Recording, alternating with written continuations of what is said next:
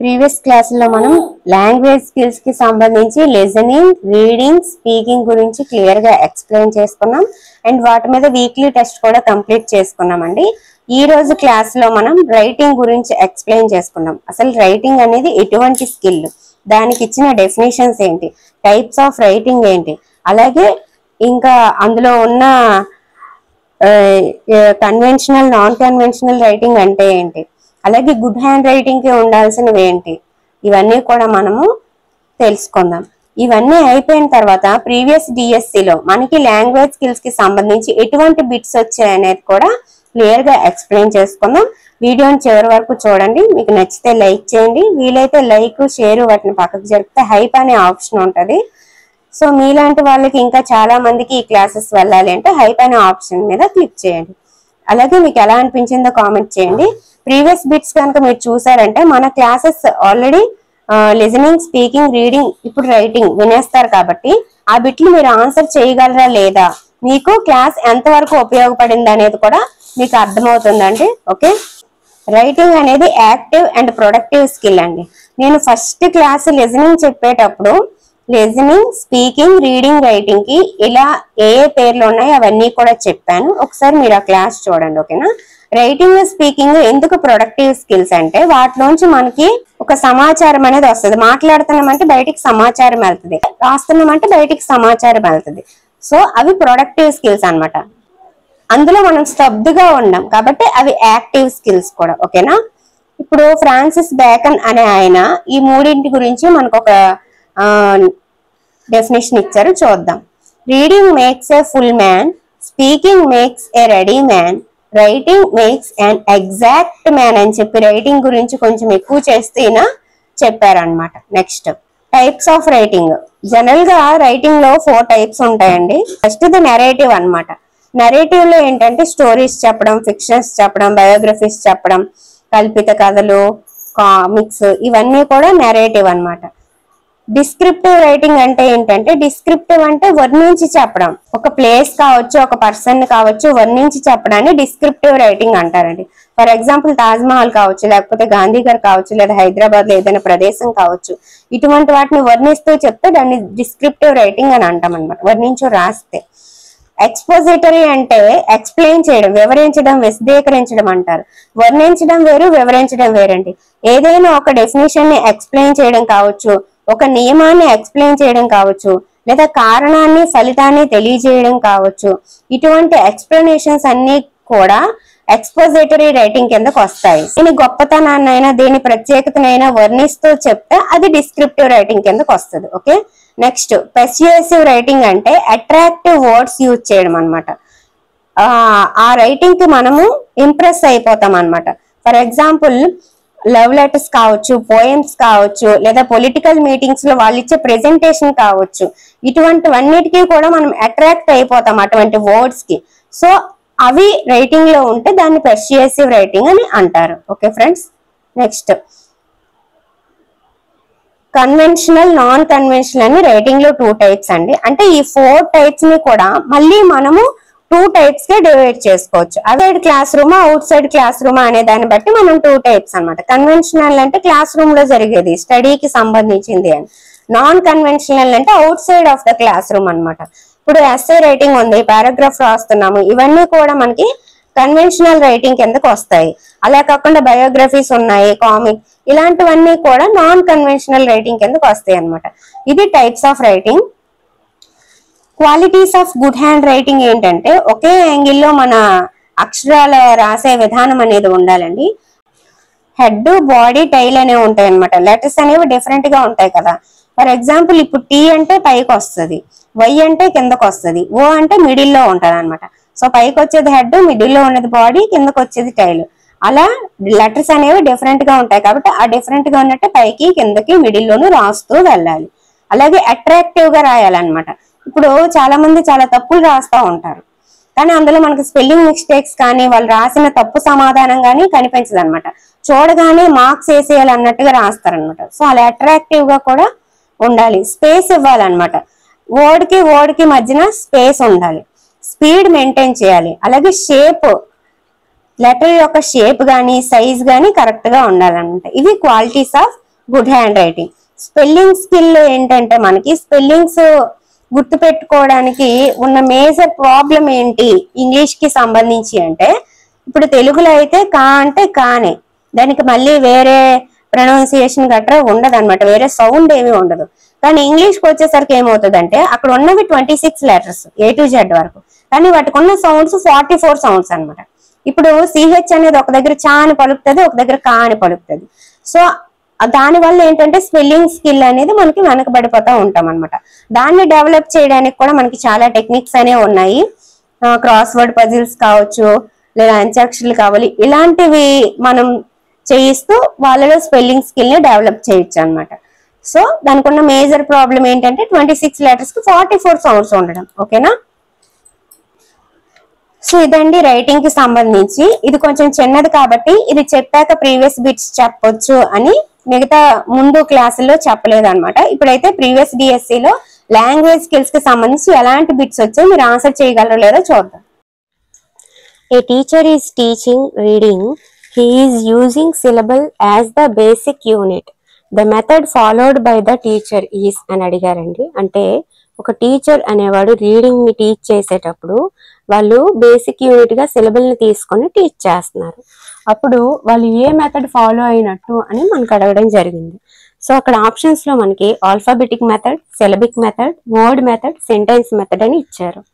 So alphabetic మెథడా, syllabic మెథడా, word మెథడా, సెంటెన్స్ మెథడా, మీరు ఆల్రెడీ గెస్ చేసే ఉంటారు. Answer is syllabic method. నేను మీకు రీడింగ్ అనే టాపిక్ ని ప్రీవియస్ క్లాస్ లో ఎక్స్ప్లెయిన్ చేశాను. అందులో ఈ మెథడ్స్ గురించి వివరంగా చెప్పాను. సో ఆ బిట్ వచ్చింది. Next, put the following stages in a sequence according to the alphabetic method of teaching reading. మనకి ఆల్ఫాబెటిక్ మెథడ్ అనేది ఉంటది కదా టీచింగ్ రీడింగ్ లో. ఆ ఆల్ఫాబెటిక్ మెథడ్ లో స్టేజెస్ ఏంటి, ఫస్ట్ ఏంటి, తర్వాత ఏంటి అని అడుగుతున్నారు. సో ఆల్ఫాబెటిక్ మెథడ్ అనే దాంట్లో స్టేజెస్ నేను ఆల్రెడీ మీకు రీడింగ్ క్లాస్ లో చెప్పాను. ఫస్ట్ ఏంటి, లెటర్ ఉండాలి, ఆ తర్వాత వర్డ్, ఆ తర్వాత సెంటెన్స్, ఆ తర్వాత దాని కంటిన్యూషన్ అని చెప్పాను. ఫస్ట్ లెటర్, వర్డ్, తర్వాత ఫ్రేజ్ ఉండాలి, ఆ తర్వాత సెంటెన్స్ ఉండాలి అన్నాను.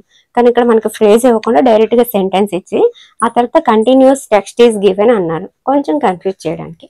సో మనం ఆప్షన్ ఏం పెట్టొచ్చు, ఫస్ట్ లెటర్ అనేది డిలో ఉంది, తర్వాత వర్డ్ అనేది ఏలో ఉంది, సెంటెన్స్ అనేది సిలో ఉంది, కంటిన్యూస్ టెక్స్ట్ అనేది బిలో ఉంది. కాబట్టి ఆన్సర్ మనకి ఏమవుతుంది అంటే డిఏసి అండ్ బి అంటారు.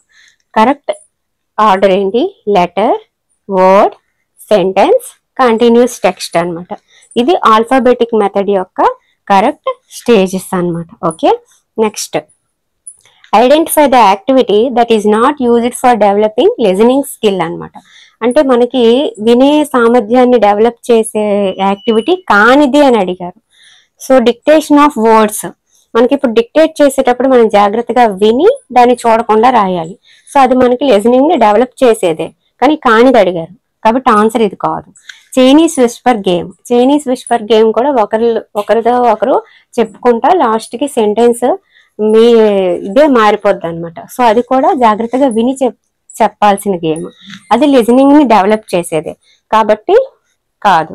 Next, story narration by the teacher and the learner renarrating the story అన్నాడు. అంటే టీచరు స్టోరీ చెప్తుండేటప్పుడు లెర్నరు మళ్ళీ తిరిగి దాన్ని చెప్పాలి. ఎప్పుడు చెప్తాడు, జాగ్రత్తగా విన్నప్పుడే చెప్తాడు. అంటే ఇది లిజనింగ్ ని డెవలప్ చేసే స్కిల్లే, యాక్టివిటీయే, కాబట్టి ఇది ఆన్సర్ కాదు. Next, silent reading by the learners అన్నాడు. ఇప్పుడు సైలెంట్ రీడింగ్ చేసేటప్పుడు అందులో వినడానికి ఏముంటది, ఎవరి మాన వాళ్ళు సైలెంట్ గా చదువుతారు. సో ఇది లిజనింగ్ ని డెవలప్ చేసే యాక్టివిటీ అంటే కాదు. కాబట్టి లిజనింగ్ ని డెవలప్ చేసే యాక్టివిటీ కానిదేది అని మనకు అడిగారు కాబట్టి ఫోర్త్ ఆప్షన్ ఈస్ కరెక్ట్ అనమాట. Silent reading by the learners అనేది కాదనమాట.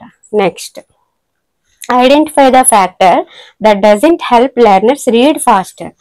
మనకి చదివే వాళ్ళకి పఠన వేగంగా జరిగేలాగా హెల్ప్ చేసేది కానిదేది అని అడిగాడు. సో రీడింగ్ సైలెంట్లీ, చదివేటప్పుడు మౌన పఠనం అనేది ఖచ్చితంగా పఠనాన్ని ఫాస్ట్ గా చేయడానికి మనకి యూజ్ అవుతుందండి. రీడింగ్ ఫాస్ట్ గా జరగడానికి సైలెంట్ రీడింగ్ అనేది చాలా హెల్ప్ అవుతుంది. మనం ఇప్పుడు ఇలా బయటికి చదివేటప్పుడు కంటే సైలెంట్ గా చదివేటప్పుడు ఫాస్ట్ గా చదవగలం కాబట్టి అది కాదు. నెక్స్ట్ యాంటిసిపేటింగ్ ద మీనింగ్ అన్నాడు. యాంటిసిపేటింగ్ అంటే ముందే ఊహించడం అనమాట. ఇప్పుడు ఒక వర్డ్ చదివి దాని తర్వాత నెక్స్ట్ ఏ పదం వస్తుందని ముందే ఊహించేస్తాం. అలా ఊహిస్తూ చదివేటప్పుడు కూడా రీడింగ్ అనేది ఫాస్ట్ గానే ఉంటది. కాబట్టి ఇది కాదు. Reading the text in groups of words at a time. ఇప్పుడు రీడింగ్ ద టెక్స్ట్ అని ఇలా వర్డ్కి వర్డ్ చదివే కంటే మొత్తం సెంటెన్స్ ఒకేసారి ఆ వర్డ్స్ అన్ని చదవడం వల్ల కూడా రీడింగ్ అనేది ఫాస్ట్ గా అవుతుంది. రీడింగ్ ద టెక్స్ట్ ఇలా చదివితే ఫాస్ట్ గా అవుతుంది అనమాట. కాబట్టి అది కాదు. Going back and fourth in reading అంటే చదివిందే మళ్ళా చదవడం, మళ్ళీ వెనక్కి వెళ్ళి ముందు సెంటెన్స్ చదివిందే మళ్ళా చదువుతా ఉంటే రీడింగ్ అనేది ఖచ్చితంగా నెమ్మదించబడుతుంది. కాబట్టి రీడింగ్ ఫాస్ట్ కానిది ఏది అంటే fourth option is correct. Next, a teacher gave her students a meaningful paragraph and asked them to edit the items of capitalization and punctuation marks.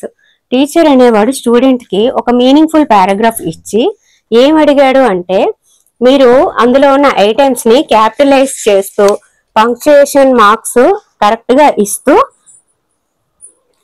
Edit చెయ్యండి అన్నారు. సో ఇది దేనికి సంబంధించిన అసెస్మెంట్ టీచరు స్టూడెంట్స్ కి దేనికి సంబంధించి ఇచ్చారు అని అంటే కన్వెన్షన్ ఆఫ్ రైటింగ్ అంటే రాయడమే కదా, రాయడానికి సంబంధించి పంక్చుయేషన్ క్యాపిటలైజ్ చేసి ఎడిట్ చేయమంట. Next, a reader is looking for specific information in the newspaper, his eyes stops at a place where the information is located. This is an example of the reading strategy called. Reading strategies నేను మీకు చెప్పాను. Skimming, scanning, skipping ఇలాంటివన్నీ మీకు reading chapter చెప్పేటప్పుడు చెప్పాను. So అక్కడ మనకి ఏం అడుగుతున్నారు, మనము ఏదైనా ఒక స్పెసిఫిక్ ఇన్ఫర్మేషన్ కోసం న్యూస్ పేపర్లు వెతుకుతున్నాము. వెతికేటప్పుడు సడన్ గా మనకి ఏ ఇన్ఫర్మేషన్ కావాలో అక్కడ మన కళ్ళు ఆగిపోయి అలాంటప్పుడు అది ఏంటి అని అడుగుతున్నారు. So that is called scanning అనమాట. స్కిమ్మింగ్ అంటే ఏంటి, ర్యాపిడ్ రివిజన్, ఒకసారి రివ్యూ చేసుకోవడం లాంటిది అనమాట. ఓకేనా, ఫైనల్ రివ్యూ చదివినంత హెడ్డింగ్స్, సబ్ హెడ్డింగ్స్ ఇలాంటివన్నీ చదవడం స్కిమ్మింగ్. ఏది కావాలో అదే వెతకడం స్కానింగ్ అనమాట. నెక్స్ట్, రీడింగ్ అనేది ఎలాంటి స్కిల్ అని అడుగుతున్నాడు. సో మనకి ఇందాక చెప్పాను రైటింగ్, స్పీకింగ్ అనేది ప్రొడక్టివ్ స్కిల్ అండి, అలాగే యాక్టివ్ స్కిల్ అని. మరి రీడింగ్ అంటే ఏంటి, అది రిసెప్టివ్ స్కిల్ అనమాట. ఓకేనా, వీటి గురించి నేను లిజనింగ్ ఫస్ట్ క్లాస్ లో క్లియర్ గా ఏంటి మెకానికల్ ఏంటి, ఫిజికల్ ఏంటి ఇవన్నీ కూడా నేను ఎక్స్ప్లెయిన్ చేశాను. ఒకసారి మీరు లిజనింగ్ సంబంధించిన క్లాస్ కూడా చూడండి. ఓకేనా, సో ఇదన్నమాట. Reading is a receptive skill, speaking, writing అనేది ప్రొడక్టివ్ స్కిల్ అన్నమాట. సో నెక్స్ట్ క్వశ్చన్ ఏంటో ఇప్పుడు మనం చూసేద్దాం. లిజనింగ్ క్లాస్ మాత్రం చూడండి. Okay, listening to the directions of somebody to reach A place comes under అన్నాడు.